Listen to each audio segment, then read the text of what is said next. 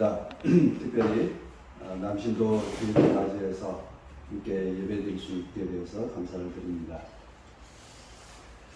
우리 사회가 지금 최근 많은 이제 격변의 시대를 살고 있고, 그리고 또 그만큼 혼란과 고통을 겪고 있습니다. 과거의 가치관이 과거의 어떤 생각과 가치관이 오늘날에 있어서는 맞지 않고 변화되어야 하는 그런 시점에 서 있습니다. 모든 물질만 관성의 법칙이 있는 것이 아니고 우리들의 생각과 우리들의 어떤 문화도 역시 관성의 법칙에 따라서 계속 이어져 가고 있습니다. 변화해야 될 때에 변화되지 않는 것에 대한 문제가 우리 사회에 지금 많은 어려움을 안겨다 주고 있습니다. 지난주 토요일, 어제 말고 저지난주 토요일에 이혜진 목사와 함께 인천 퀴어 축제를 다녀왔습니다. 가보고 싶기도 했고 또 그 전에 어떤 전례가 있어서 우리 교회의 인권운동한 사람들의 관심을 갖고 있었던 사항입니다. 그런데 이제 멀어서 망설이고 있었습니다. 그런데 후배 목사가 긴급하게 요청을 해서 참석하게 되었습니다. 부평역 광장에서 있었는데 이미 그 부평역 광장은 부평구청과 인천시가 부당한 행정 집행을 했습니다. 보통 그 자율소 사용 신청은 30일 전부터 이제 받게 되어 있는데 인천의 기독교 단체가 32일 전에 요청을 했는데 32일 전에 승낙을 해버렸습니다. 그래서 퀴어 축제 집행부에서 30일 전에 가서 딱 접수시켰는데 이미 법적으로도 허용되지 않는 32일 전에 이틀 전에 허용을 해줘서 받아들이지 않았습니다. 결국 그래서 광장을 사용할 수 없고 그 부근에는 이제 거리에서 집회를 열었습니다. 이제 그 가까운 거리 광장에서 멀지 않는 곳이었기 때문에 서로 이제 스피커 소리가 들리고 이런 이제 어수선한 상황이었습니다. 거기까지는 우리가 서로 서울시청 광장에서도 늘 있는 일이니까 그러려니 합니다. 근데 이제 다 끝나고 거리 행진을 시작했습니다. 퀴어 축제가 열리고 있는 그 부근까지 쫓아와서 극성을 떠는 사람들 서울에서도 봤으니까 그러려니 합니다. 근데 이제 쫓아오면서 행진을 시작해서 이제 광장으로부터 멀어져 가고 있었어요. 행진 방향이 광장을 향한 게 아니라 광장에서 외곽으로 빠져나가는 형태의 행진이었는데, 그러니까 결국 인천 기독교 단체에서 준비한 집회하고는 멀어져 가고 있는 광경이죠. 그런데 쫓아오면서 욕을 하고 비난을 하는 이제 그런 모습을 보았습니다. 왜 저럴까? 정말 왜 저럴까? 자기들이 싫다고 이야기하고 우리는 반대다. 그래서 우리는 당신들의 집회를 퀴어 축제를 반대한다. 거기까지는 서로 할 수 있는 이야기잖아요. 우리도 반대하는 집회에 대해서 반대하니까 그럴 수도 있죠. 근데 쫓아다니면서까지 그렇게 극성을 떨면서 욕을 해야 될까? 도대체 저런 심정은 도대체 뭘까 하는 생각이 좀 들었습니다. 한편으로 화가 나기도 하고 또 한편으로는 그렇게 극성을 떠는 사람에 대한 궁금하기도 하고 안타깝기도 하는 그런 생각을 하게 되었습니다.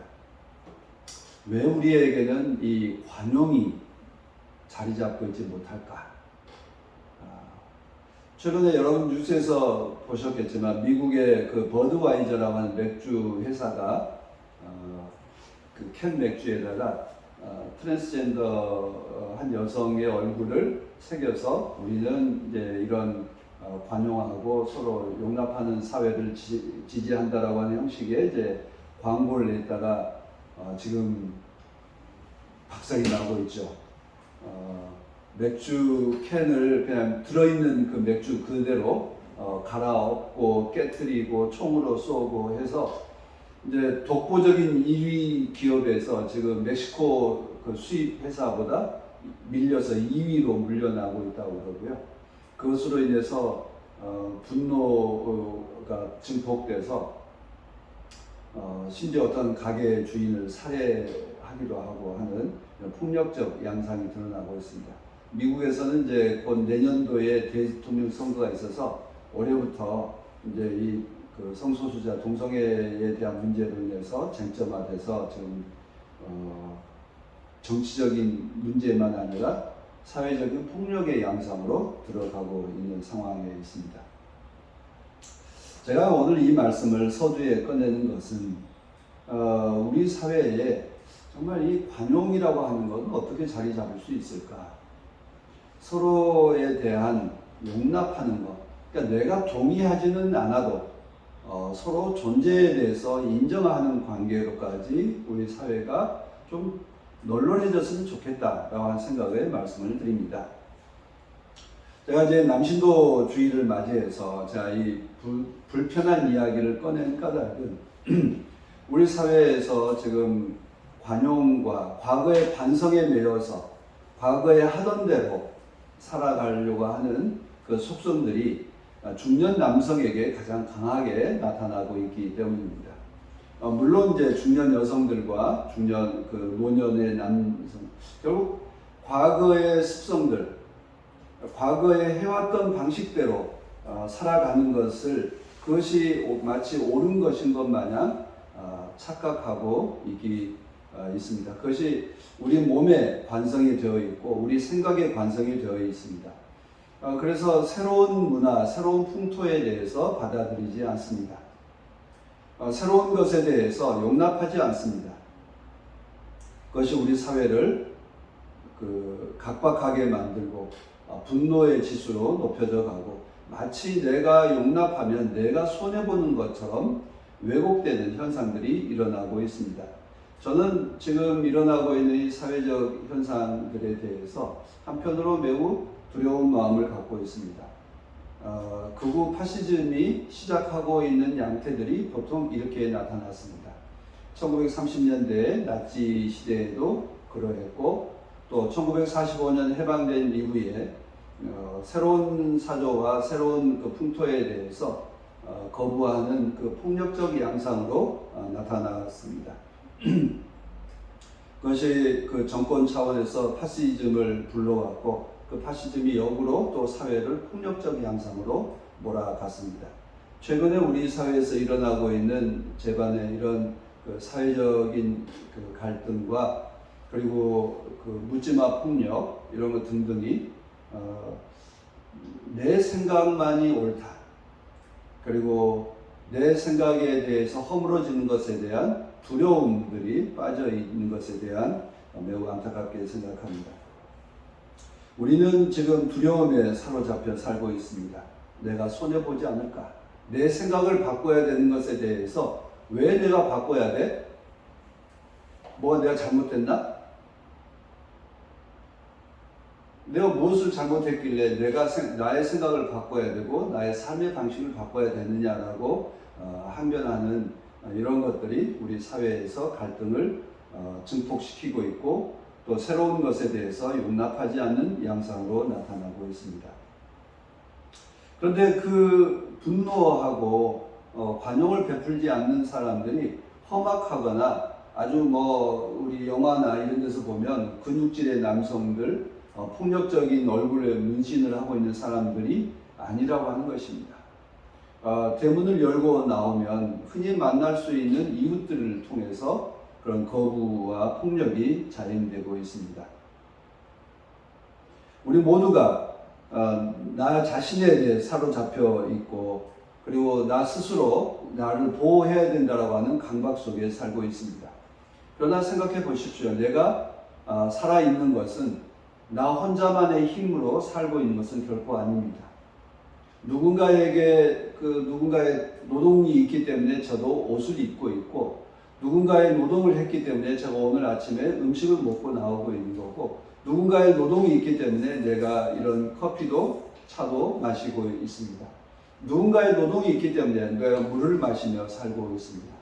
누군가의 노동이 있기 때문에 나는 이동하며 살고 있습니다. 나 혼자 고립해서 독자적으로 살고 있는 것이 아니라 누군가의 도움을 받아서 또 나도 역시 다른 사람에게 누군가가 되어서 다른 사람에게 힘이 되어주고 도움을 주며 살고 있습니다. 우리는 서로 이웃으로 살고 있습니다. 그러나 오늘 우리 사회에서 그 누군가가 나에게 폭력을 가하고 있고 그 누군가가 나에게 물리적 폭력과 언어적 폭력과 문화적인 강요를 해오고 있는 이런 상황입니다. 이 모든 것이 평범한 우리의 이웃들입니다. 한나 아렌트가 악의 평범성에 대한 이야기를 합니다. 그런데 그 악의 평범성은 두 가지 측면이 있습니다.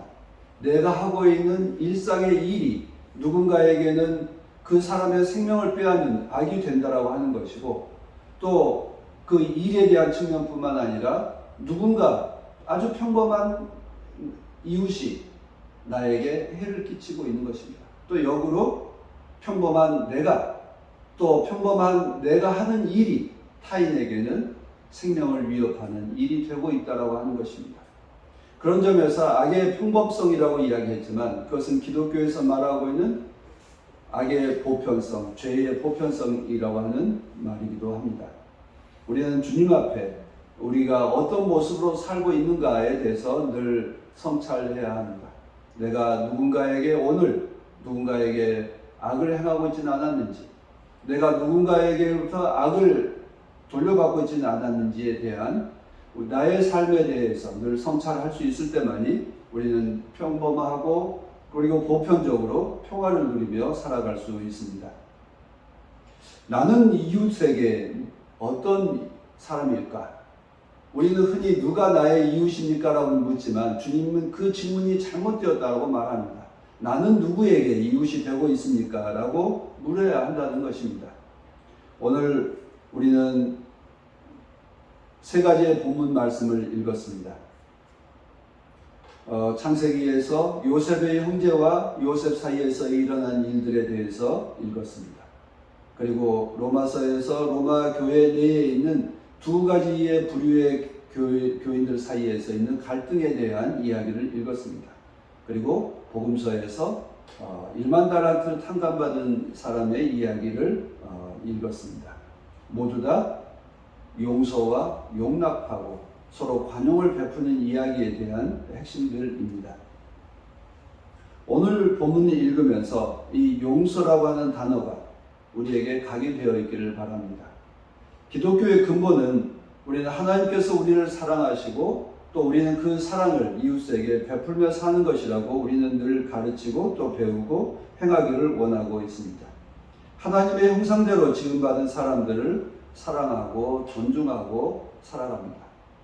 그것뿐만 아니라 나도 역시 하나님의 자녀로서 존중받고 사랑받고 서로 용납받으며 살아가기를 원하고 있는 것입니다. 거기에 구원이 있다. 그것이야말로 구원이다라고 교회는 가르치고 있습니다. 오늘도 우리는 주님의 가르친 기도를 드렸습니다. 주님께서 오늘 기도의 핵심도 역시 하나님께서 우리를 용서하셨듯이 우리도 이웃을 용서하고 우리가 이웃을 용서하셨듯이 하나님께서 우리를 용서해 주시기를 간구하고 있습니다. 우리가 우리에게 죄 지은 사람을 우리는 얼마나 용서하고 있는가?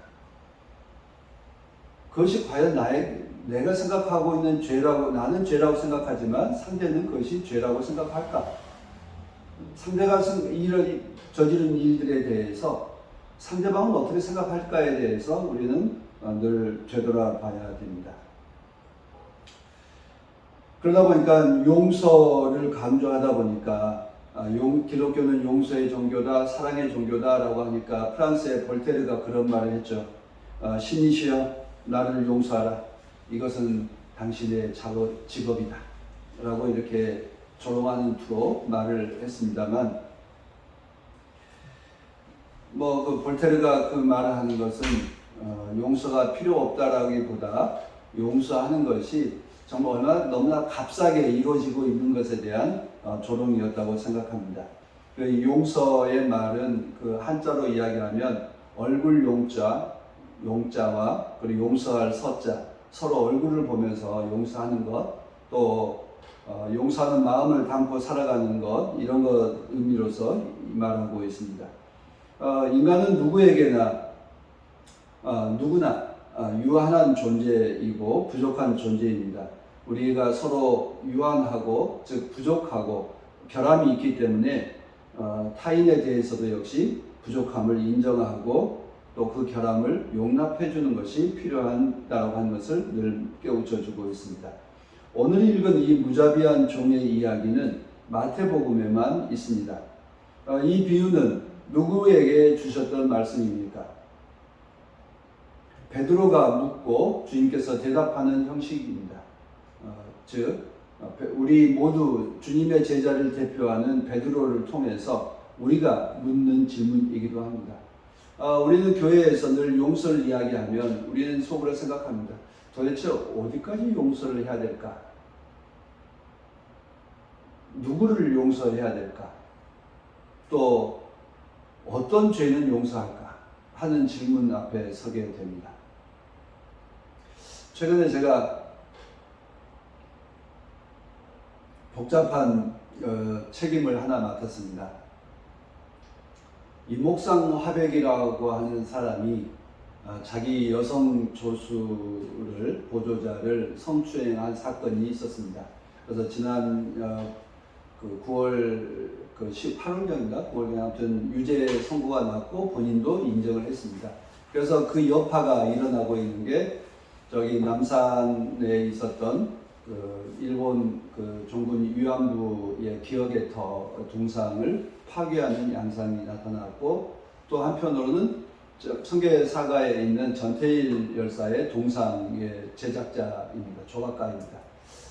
제가 이제 그 전태일 동상 존치와 교체에 대한 수기위원회를 책임을 맡게 되었는데 논란이 뜨겁습니다.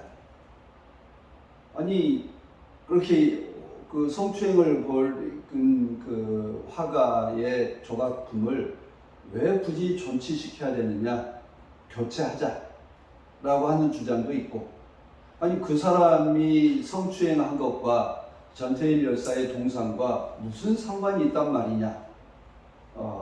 로댕도 잘 살고 그의 작품이 유명하고 아무도 치우지 않는데 왜 이목상 것만 치워야 되냐라고 하는 그래서 존치해도 무방하다라고 이야기하는 이 두 주장 사이에 갈등을 일으키고 있고 그래서 서로 비난을 하고 있습니다. 그 두 사람은 어떤 사람이죠? 어떤 주장이죠? 모두 다 전태일을 존중하고 사랑하고 노동자들 사랑한다라고 하는 사람들 사이에 이견이 있어서 서로 비난하고 있습니다. 엊그제 지난 화요일 날 아침에 이제 회의가 있는데 그 회의장 입구에 서서 저를 이제 비난하는 기자회견과 피켓팅을 하고 있었습니다. 왜 그런 걸 철거하려고 하느냐라고 하는 거였습니다. 근데 실제로 그 회의에서는 철거할지 말지에 대해서 논의도 안 됐고 또 그리고 꼭 철거를 주장하는 바도 없고 그러는데 그렇게 주장을 하고 비난하고 있습니다. 그래서 끝나고 나와서 이제 이런저런 이야기 또 뭐 서로 얼굴을 다 아는 사람들이니까 이야기를 하고 이제 마쳤습니다만 도대체 왜 이럴까? 왜 우리는 이 작은 차이에 대해서도 용납하려 하지 않을까? 우리가 가지고 있는 이 소중한 자산에 대해서 우리는 도대체 어떻게 살아야 서로가 용납하는 사회를 살 수 있을까에 대한 이야기가 이천 퀴어 축제 또 전태일 열사의 동상에 대한 문제에 있습니다. 여러분들은 무엇을 중요하게 생각하고 판단해야 된다고 생각을 하십니까? 동상을 존치시키는 것이 용납일까요? 아니면 교체를 하는 것이 용납일까요?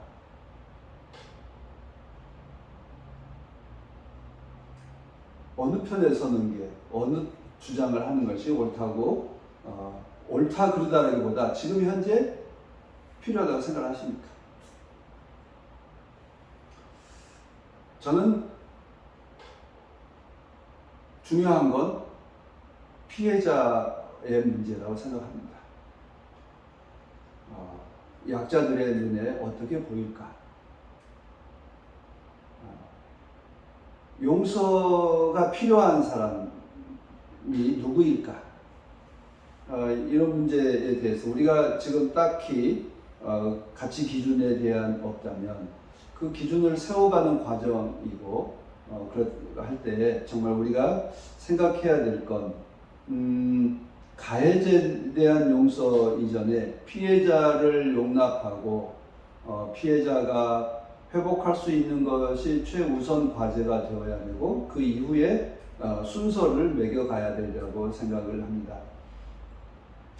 오늘 읽어드렸던 그 로마서의 말씀을 보면 그렇습니다. 한 사람 바울 사도가 그렇죠. 음식을 이것을 먹어도 되느냐 먹지 말아야 되느냐 이 날이 좋은 날이냐 나쁜 날이냐에 대한 이야기를 할 때 거기서 판단을 기준을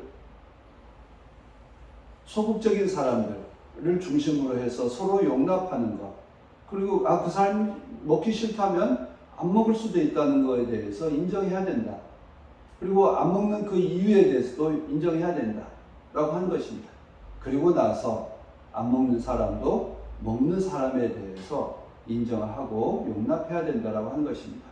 모두 다 이것을 통해서 하나님의 영광을 위해서 하는 일이다 라고 이야기하는 한 그렇게 해야 된다. 나는 아무 문제가 없다 생각하니 나는 먹겠다. 나 그건 우상 숭배, 우상에게 바친 재물이니까 나는 먹을 수 없다. 그것이 하나님을 바르게 섬기는 길이다 라고 생각하고 있기 때문에 교회에 대해서 서로 갈등이 있었습니다.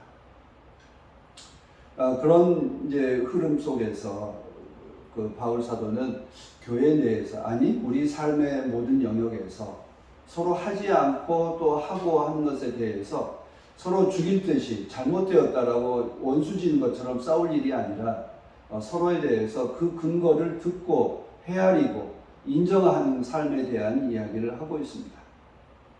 그리스도인들은 세상을 만드신 하나님을 믿기에 이 폭넓은 광대무변한 우주를 만드신 하나님의 사랑을 믿기에 우리도 역시 광대무변한 넓은 사랑을 품고 살아가라고 말씀하고 있습니다.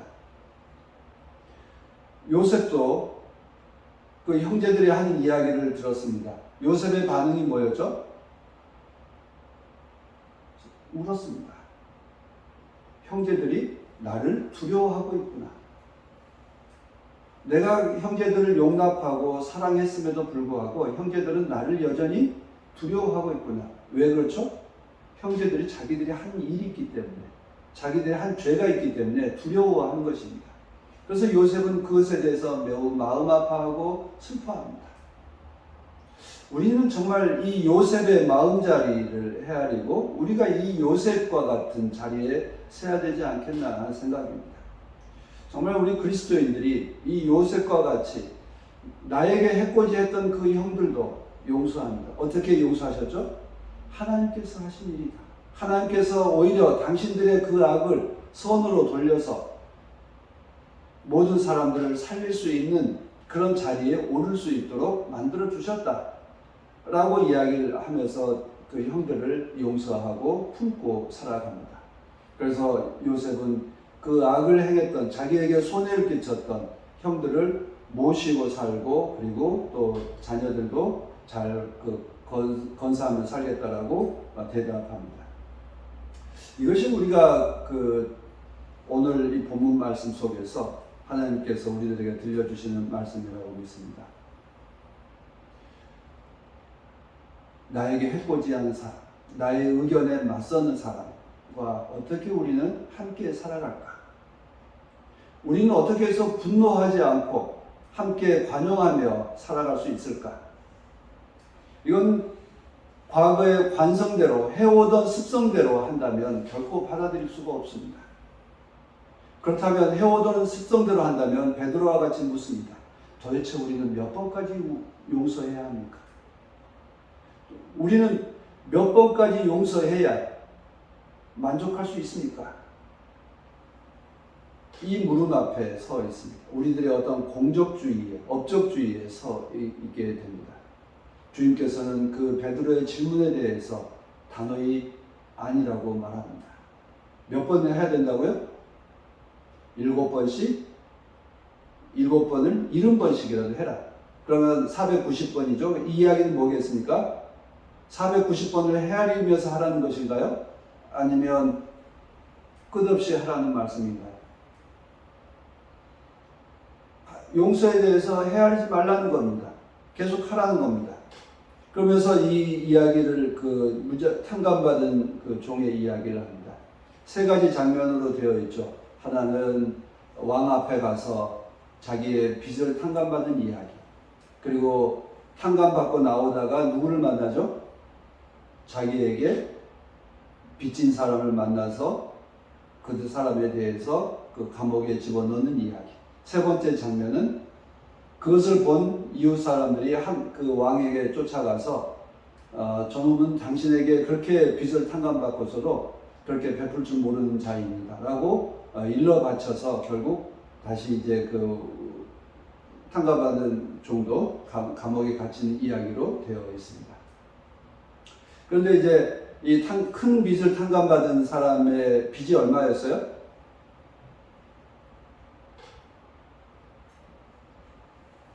1만 달란트였죠.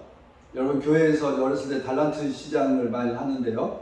이 달란트가 재능이라고 하는 뜻도 있지만 화폐 단위예요. 1만 달란트 하면 어느 정도 돈일까요? 당시의 노동자의 하루 품삯이 1데나리온입니다.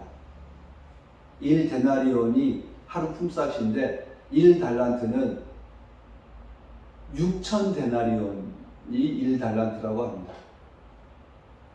그러면 우리 365일이죠?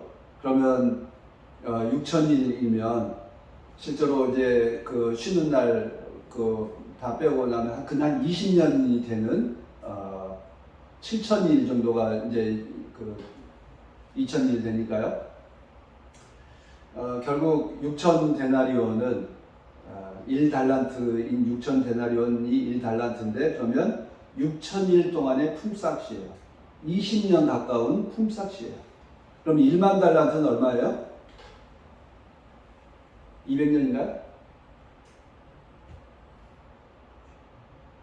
20만 년이죠. 20년 곱하기 1만 달란트, 1만이니까요. 20만 년입니다.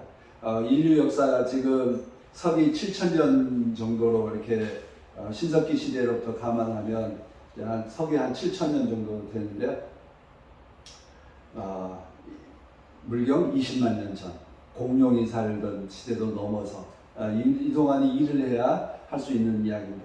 그러니까 예수님이 뻥이 좀 셌죠. 20만 년의 품삯을 이 종이 어떻게 20만 년 동안 그 빚을 졌겠어요.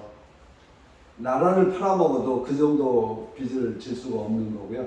또 그것을 어디다 썼겠어요? 쓸 수 없는 돈이죠. 그만큼 주님께서 뻥이 좀 센 것도 있었던 것 같고 과장돼서 이야기 한 까닭이 뭐겠어요?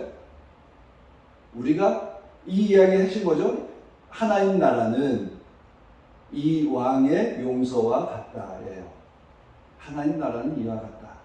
하나님 나라는 하나님께서는 우리들의 이 엄청난 우리의 삶에 필요한 모든 것들을 용서하셨고 우리들에게 되돌려 주셨습니다.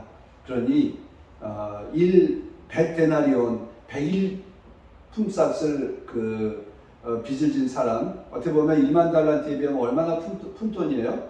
그 푼돈에 대해서 용서하며 살아라 라고 한 이야기를 우리들에게 들려주고 있는 부분입니다. 결국 주님께서는 우리들에게 이 과장해서 이야기하는 그것 모두가 제자들에게 우리가 얼마나 큰 용서를 받고 살고 있는가에 대한 이야기를 들려줍니다. 그런데 이 이야기는 구약의 용서와 신약의 용서가 어떻게 같고 어떻게 다른가를 돌아보게 됩니다. 구약에서는 속죄제, 하나님으로부터 용서를 받기 위해서는 뭘 해야 되죠? 제사를 드려야 되죠. 속죄 제물을 드려야 됩니다. 가장 비싼 제물은 수송아지를 드려야 되고 조금 이제 등급이 있어요. 제사장은 수송아지, 그 아래 사람은 순양, 또 그 아래 좀 없는 사람은 암양, 또 그 아래 더 돈 없는 사람은 비둘기 2마리, 가장 가난한 사람은 밀가루를 드리는 걸로 되어 있습니다.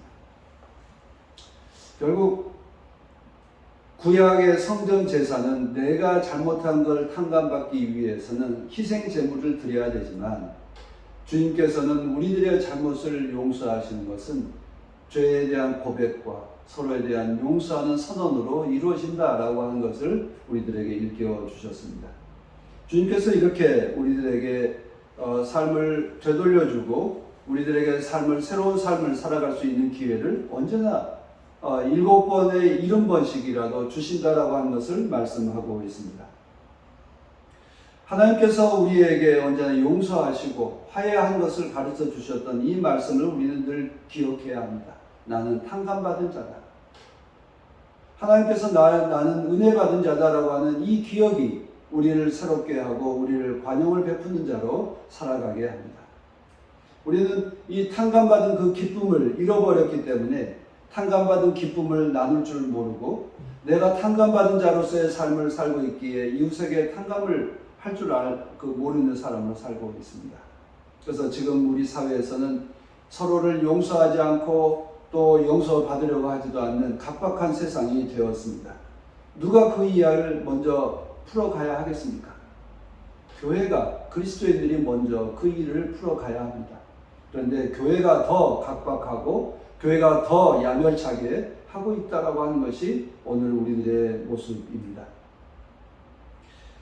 베드로 사도는 묻습니다. 내 형제가 나에게 잘못했을 때 몇 번이나 용서를 해야 합니까? 우리도 물어야 합니다. 하나님, 도대체 저 인간은 도대체 내 마음에 안 듭니다. 하나님, 불벼락을 내려주세요 라고 요새 저도 그걸 기도하고 있어요. 어디다? 용산에다 좀 불벼락을 내려주세요. 근데 왜 주님 좀 우리 벼락이 잘 안 맞습니까? 라고 기도합니다. 그런데 우리 이웃들의 모습에서 거악을 저지른 자에 대한 것이 아니라 작은 악을 저지르고 있는 우리 이웃들에게 관용하는 것이 필요한 이야기입니다.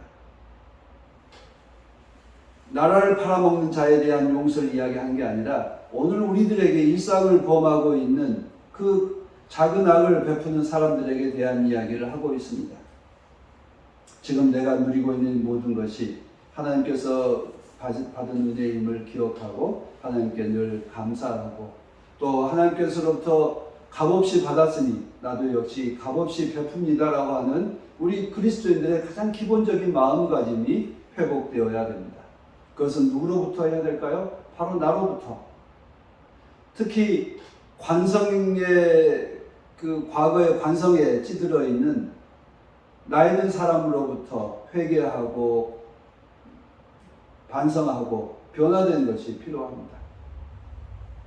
저는 오늘 남신도 주일을 맞이해서 격려하는 말씀보다 오히려 남신도 주일을 맞이해서 지금 우리 사회의 중년 남성과 중년 여성, 노년 남성, 노년 여성이 저지르고 있는 이 과거의 관성으로부터 벗어날 것을 강력히 요청드립니다. 과거의 관성, 과거의 생각으로부터 벗어나지 않는다면 새로운 시대로 나아갈 수 없을 것입니다. 새로운 시대와 늘 맞서게 되고 갈등을 빚게 될 것입니다. 우리도 역시 젊었을 때 부딪히고 거부당하고 그렇게 살아오지 않았습니까? 우리도 청년 시대가 있었습니다. 왜 이럴까? 왜 새로운 것을 받아들이지 않을까라고 한탄하며 지냈던 청년 시절을 상기해 보십시오. 우리들의 말과 행동이 젊어지고 새로워지지 않는 한 우리는 과거의 관성으로부터 벗어나지 못할 것입니다. 우리가 과거의 관성에서 해방될 때 우리는 새로운 사회로 또 서로 용납하는 사회로 나아갈 수 있게 될 것입니다. 우리는 이 짧은 글을 소개하고 설교를 마치려고 합니다. 나는 원수를 사랑하기는커녕 이웃도 사랑하지 못합니다. 나는 이웃을 사랑하기는커녕 이웃을 알지도 못합니다.